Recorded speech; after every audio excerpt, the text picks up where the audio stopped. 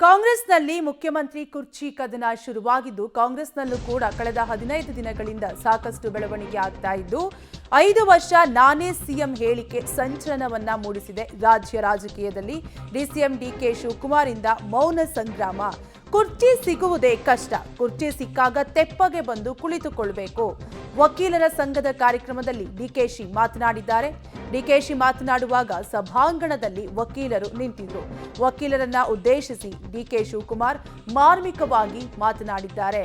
ಒಟ್ಟಾರೆಯಾಗಿ ಕಾಂಗ್ರೆಸ್ನಲ್ಲಿ ಮುಖ್ಯಮಂತ್ರಿ ಕುರ್ಚಿ ಕದನ ಪದೇ ಪದೇ ಕೇಳಿ ಬರ್ತಾನೆ ಇರುತ್ತೆ. ಇದೆಲ್ಲದರ ಮಧ್ಯೆ ನಿನ್ನೆ ತಾನೇ ದೆಹಲಿಯಲ್ಲೇ ಕುಳಿತು ಸಿಎಂ ಸಿದ್ದರಾಮಯ್ಯ 5 ವರ್ಷ ನಾನೇ ಸಿಎಂ ಅನ್ನುವಂತಹ ಹೇಳಿಕೆ ಸಾಕಷ್ಟು ಸಂಚಲನವನ್ನ ಮೂಡಿಸಿದ್ದು, ಇದೆಲ್ಲದರ ನಡುವೆ ಡಿಕೆಶಿ ಮಾತನಾಡುವಾಗ ಸಭಾಂಗಣದಲ್ಲಿ ನಿಂತಿದ್ದ ವಕೀಲರನ್ನ ಉದ್ದೇಶಿಸಿ ಡಿಕೆಶಿ ಮಾರ್ಮಿಕವಾಗಿ ಮಾತನಾಡಿದ್ದಾರೆ.